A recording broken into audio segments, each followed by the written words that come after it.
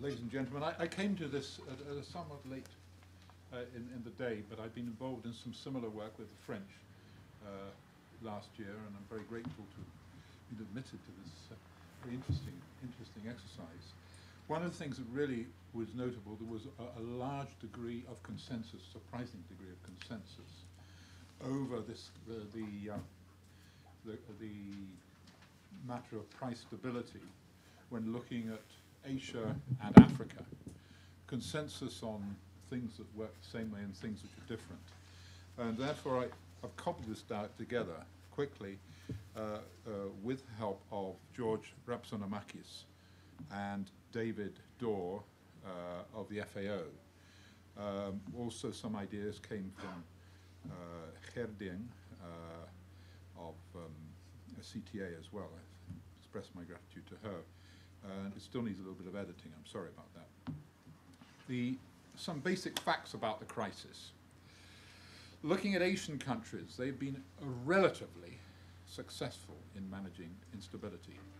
The world price for traded rice tripled in a few months, but in 46 countries, 41 countries, I think it's 46% max year-on-year price increase, but that's a median level.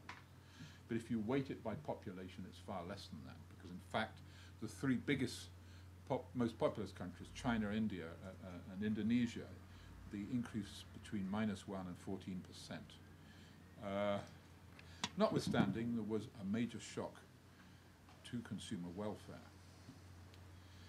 In Africa, however, the major impact of the international food price rise was with rice.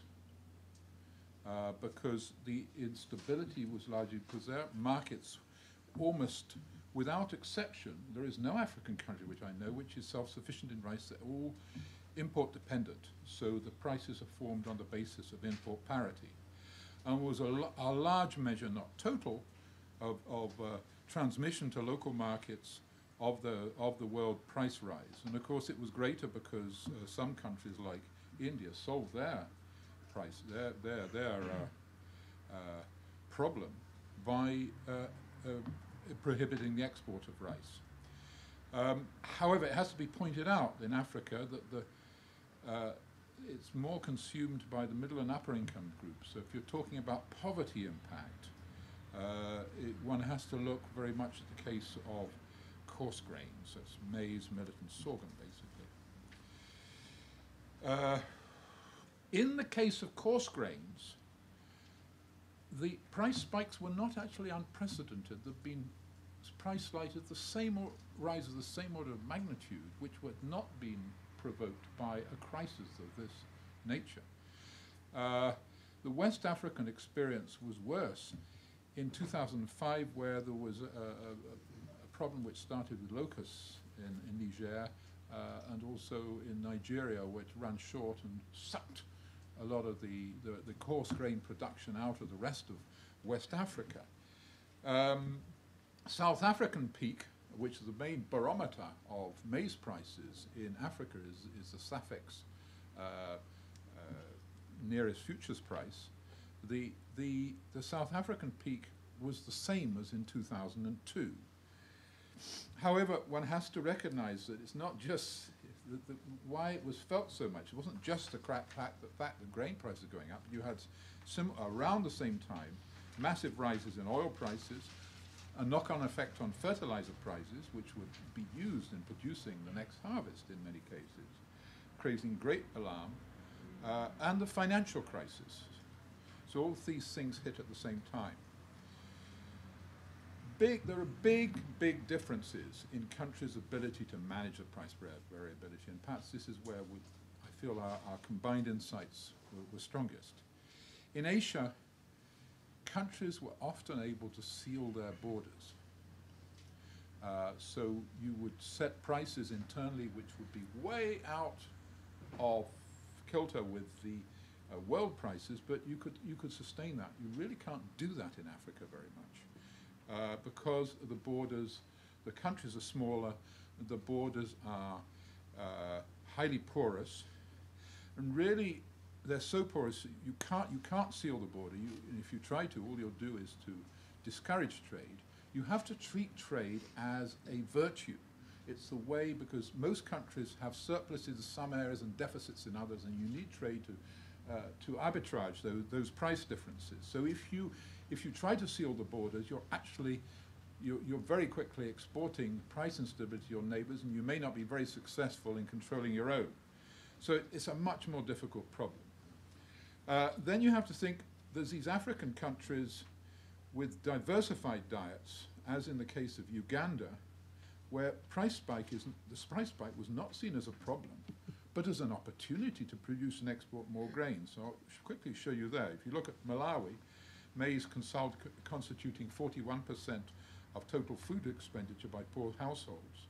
In Uganda, you've got this amazingly diversified consumption, including above all root crops, followed by matoke, that's bananas, and cereals. Well, a mixture of cereals, which is largely millet and things like that, meat, fruit, and vegetables. So very different situation. But then you have these African countries who are heavily dependent on cereal staples. The price spike is a source of political tension in these countries. And sealing border was hardly an option, as I said. And where the policy of using buffer stocks works poorly due to an underlying political conundrum, which I will spell out, something I've just learnt over the years. The problem is that there is some theoretical justification for using buffer stocks to stabilize prices, particularly in landlocked countries. Because without them, if you completely right on spot markets, and there isn't much of a forward or futures market, prices are like to fluctuate very, very wildly. And this has effect on consumer welfare and producer incentives. But the thing is, the running buffer stocks is rendered difficult by the practicalities, and i.e. the high cost of transport and logistics, typically between African countries. In order to clear your surpluses or satisfy your deficit, you're talking about transport costs of upwards of $50 a ton, which is a massive increase in the basic price of the commodity. And to do this, to allow for this, you need prices to fluctuate a great deal in time and also spatially. You've got to discount the price. The official agency has to be able to pay less in places more distant from the terminal markets. Otherwise, you're ending up you're piling up massive deficits, and this is what happened in the pre-liberalization period. It meant that some of these parastatals were almost bankrupting the countries concerned. And this brings you to, between price bands. If you want to set price bands, they have to be enormous. But the trouble is, this is a mismatch with short-term political imperatives, because you'll find throughout the third world, not just in Africa, there's this massive political imperative towards pan-territoriality. I've seen it in Brazil, I've seen it in India, and great big costs these countries are incurring as a result of that. The need to get re-elected. So it's this constant problem. I think we have to recognize as a problem one has to live with long term, is this mismatch between what might be the economic practicalities and the short-term political imperative. This leads to slow and weak decision-making, overhang, by which I mean the government decision or government stocks being there, which cause, because of the presence of these stocks or presence of contingent decisions, a private sector does not engage itself in the market. And this is happening time and time again in southern and eastern Africa. And you get large financial losses, and governments, their actions frequently exacerbating price spikes. Give you the example of Zambia.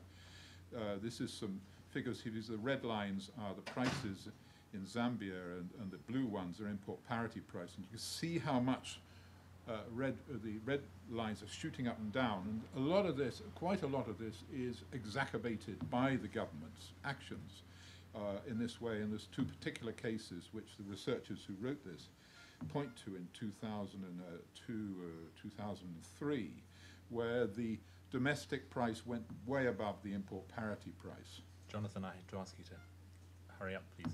I'm on the last. You're on the last slide. Brilliant. Thank you very much. The policy implications for Africa are as follows. Firstly, one needs to recognize that price shocks are largely of domestic and regional origin. It's not, we need to focus more on a longer term issue. Recognize the limitations in managing price instability in the short term.